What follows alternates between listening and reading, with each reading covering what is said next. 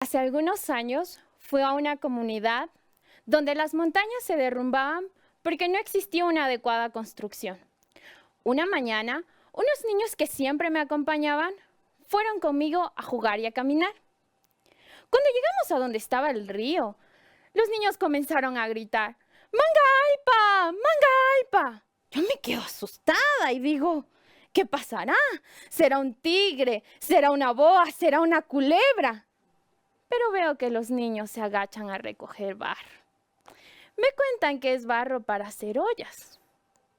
Y de repente escucho que le gritan a un niño: ¡no toques eso! ¡Déjalo ahí! ¡No es para ti! Yo me asusto y les digo: no, todos podemos recogerlo en conjunto. Cuando llega la noche, me voy a la cocina donde están todas las madres y les pregunto: ¿por qué los niños no pueden recoger el barro? ¡No! ¡Es que se van a hacer mujer! Entonces los niños no deben ni pueden tocar el barro. Ahora me van a culpar a mí de que un niño va a hacer cosas de niñas. Porque los niños tienen que tocar la flauta, el tambor, hacer las canoas. Mientras que las mujeres tienen que cuidar a los niños, cocinar, hacer mocaguas o tinajas de barro. Y voy entendiendo que existe misoginia internalizada. Esto quiere decir que las personas creemos que tenemos que hacer ciertas acciones, como cocinar, limpiar la casa, cuidar a los más pequeños o hacer tinajas y ollas de barro. Y cuando vemos a un hombre que hace dichas acciones, nos asustamos y pensamos que está siendo menos hombre. Cuando llego de realizar este y otros viajes más, me voy dando cuenta de que siempre que pongo en duda un pensamiento, no existe respuesta. O la respuesta es que así me enseñaron, es que así es. Cuando en realidad son los roles de género los que nos llevan a pensar que son nuestras propias acciones. ¿Se han dado cuenta que la mayoría de hombres que ocupan altos cargos públicos siempre son hombres? Los que ocupan altos cargos públicos, la esfera pública o lo que se puede ver.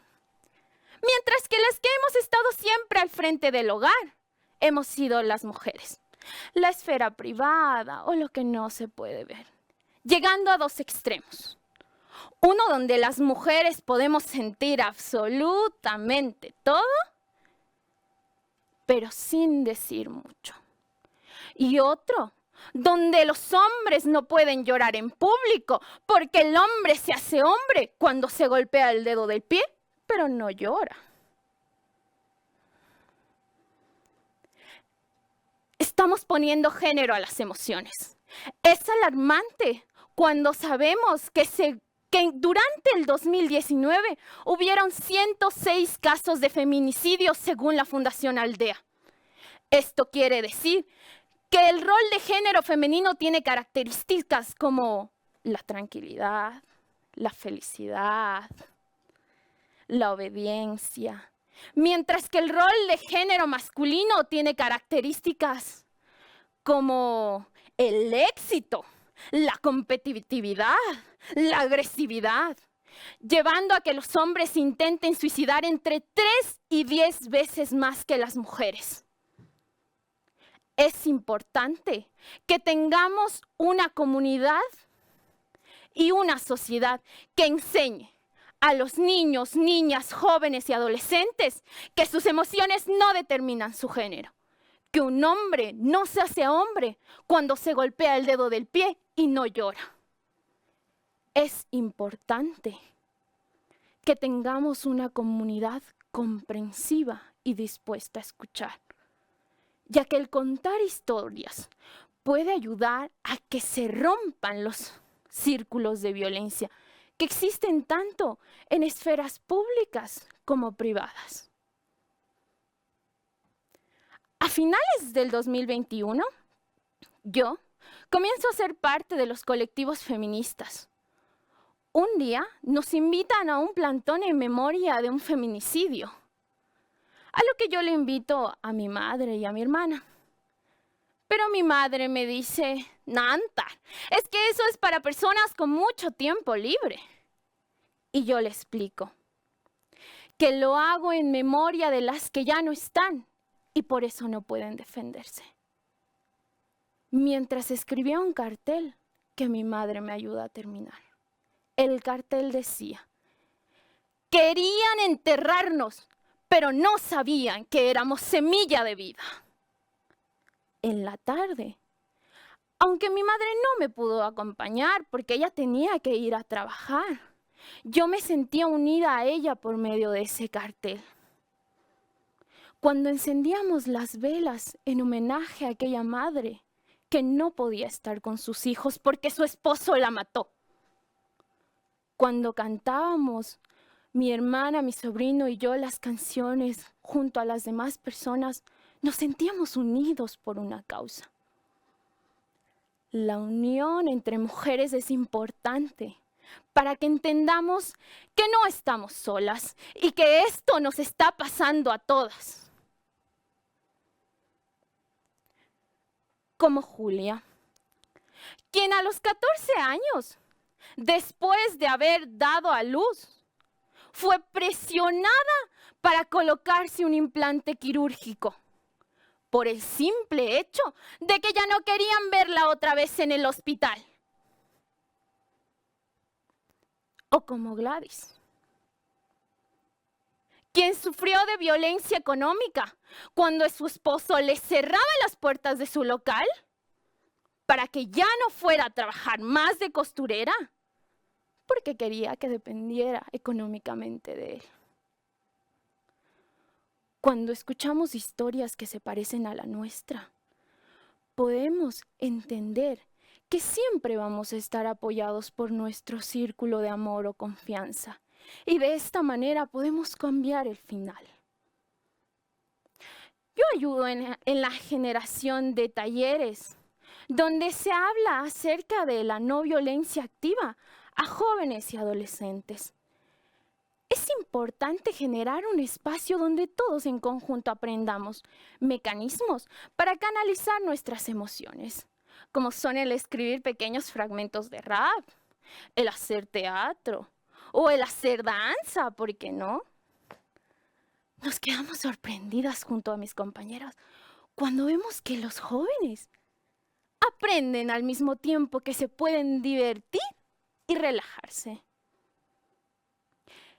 Es importante educar por medio del arte, porque ayuda a generar espacios donde todos podemos aprender y también exponer lo que más nos gusta hacer. De igual manera, esta información se queda en el pensamiento de las personas que nos están rodeando.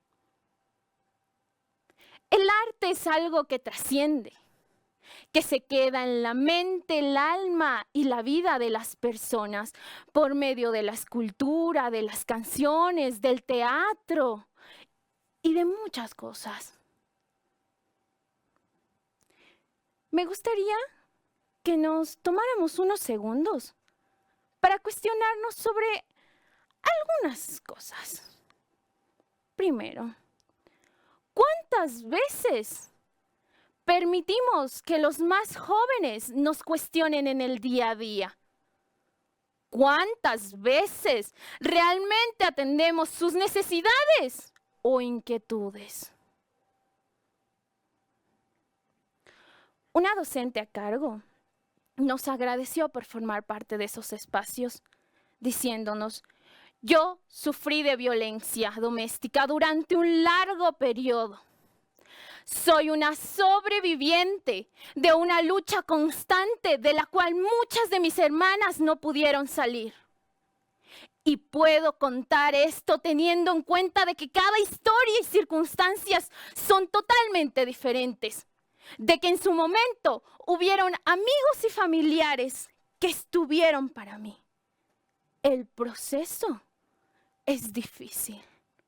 Sin embargo, cuando uno se libera, el sol brilla más alto que ahora puedo alumbrar a las personas que me rodean.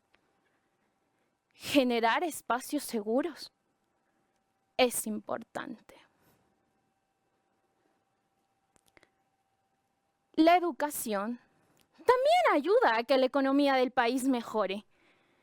Según un diagnóstico sobre la situación de las mujeres en la Amazonía, el 29.7% no perciben ingresos propios, lo cual las hace dependientes económicamente de sus esposos. De igual forma, el 10.6% de los hombres están en las mismas condiciones. Si se trabajara en prevención de violencia dentro de los espacios públicos y privados, el Estado ecuatoriano se ahorraría el 4.38% del PIB, que son 460 millones de dólares, lo que le está costando al Estado ecuatoriano la violencia de género. Es importante y necesario que se creen espacios donde hombres y mujeres puedan encontrarse y sostenerse para cambiar la situación, para el empoderamiento y la visualización, pero sobre todo para el mejoramiento de su calidad de vida, educación, salud y economía. Por último, querida sala, me gustaría dejarles 5 cosas que también son educación. Educación también es aprender a perder el miedo, a alzar nuestra voz, a dar nuestra opinión o pensar sobre alguna cosa, pero siempre con seguridad. Educación también es aprender la responsabilidad que tienen nuestras palabras sobre los demás. Educación también es aprender que está bien reclamar espacios, tanto en esferas públicas como privadas. Educación también es aprender que está bien compartir tus conocimientos sobre espacios seguros que ayuden al empoderamiento de las demás mujeres. Y de esta manera podamos romper los círculos de violencia. Y sobre todo, educación también es aprender que está bien cuestionar lo que nos han enseñado a lo largo de nuestra vida.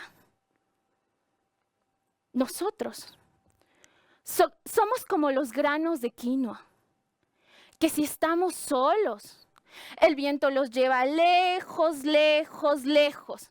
Pero si estamos unidos en un costal, nada hace el viento. El viento bamboleará y bamboleará, pero no nos hará caer. Somos como la paja de páramo, que si se arranca, vuelve a crecer. Y de paja de páramo, sembraremos el mundo. Gracias.